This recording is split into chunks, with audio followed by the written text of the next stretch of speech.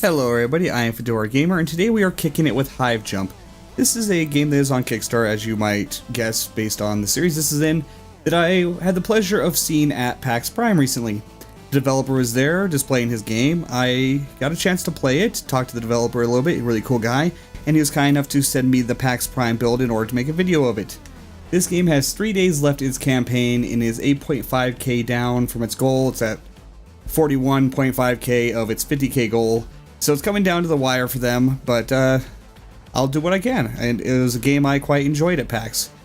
Right now there is only just standard play mode. This is very much an alpha prototype type build.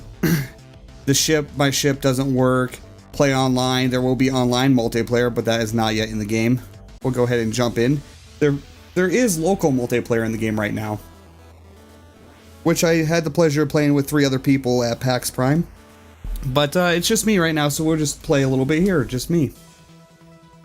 Alright, this is Hive Jump. This level type that we're playing right now, there's also another build he sent me that's a speedrun type, but this is pretty much to survive and get to the door in the lower left-hand corner of the level by the time the timer runs out there. Time remaining 101 seconds is when the door will open. There's a pretty interesting mechanic. This is definitely a multiplayer focused game, but there's a pretty interesting mechanic where the backpack I am wearing, one character will be wearing, and that will be the spawn point for all other characters. If it gets destroyed while it's laying on the ground, you can toss it around to each other at will, but if the character carrying it dies and the enemies destroy it while he's dead, like this, they won't be able to kill it in time this time, but if while you're dead, it gets destroyed, that is game over. No one can respawn anymore. Something went a little wonky, and it looks like the screen's not tracking properly. Okay. It is a pre-alpha build. Let's see if I fall down here if something happens. Nope. I'm just... Oh, I never did pick up the backpack. I need to remember how to pick up the backpack. Oh, I think the camera's staying on the backpack. That's okay, I get it. The backpack is also where the camera focuses when you're playing in multiplayer. If you get too far away from the backpack, it will warp you to it.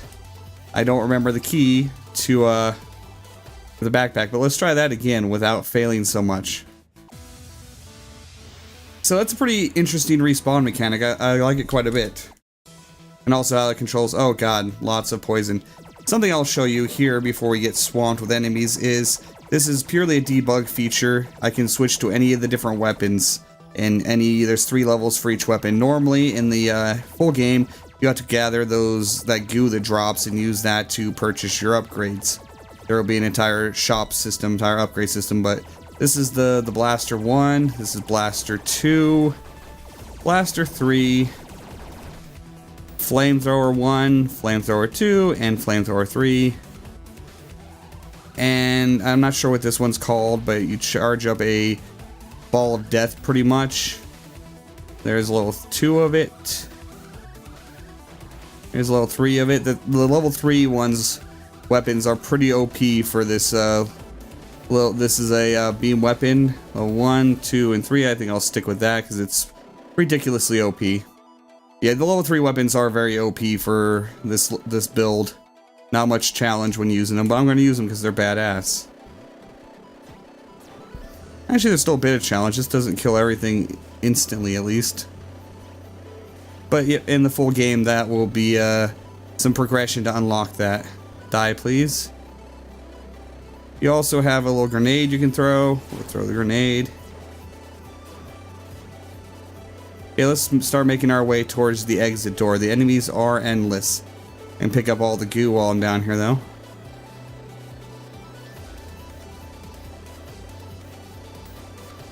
I am playing with this mouse and keyboard. This does have controller support, which is what we played with at PAX Prime, was 360 controllers, but I'm playing on mouse and keyboard because mouse is much more precise when you have full range of aiming like this. I'm Definitely like mouse and keyboard for a game like this.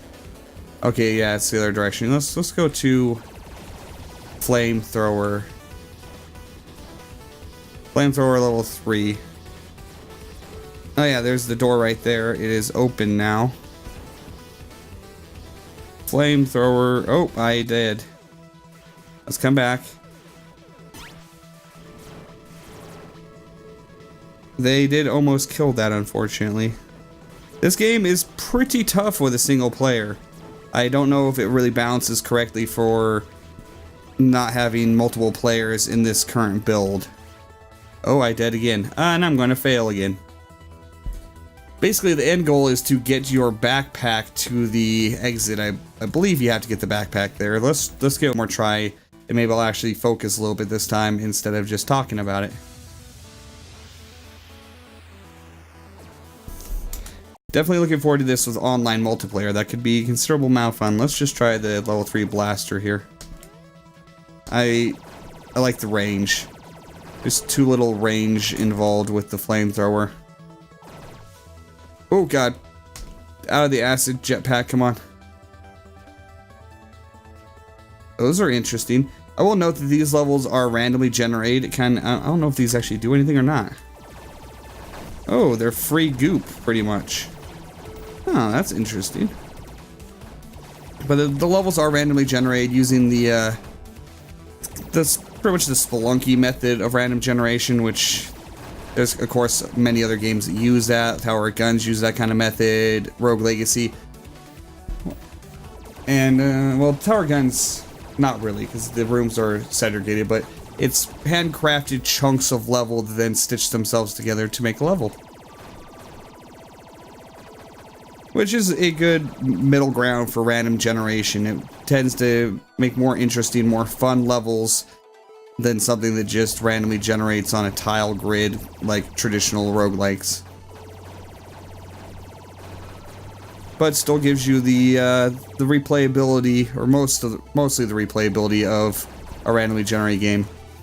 Perhaps arguably not quite as replayable as full-out random generation. Okay, we got 29 seconds to survive here before this door opens.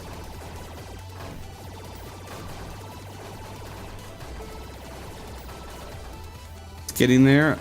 I'll easily survive. You know, the level 3 blaster is probably the best weapon that's currently in the game, in my opinion, just because of the range as well as pretty high damage.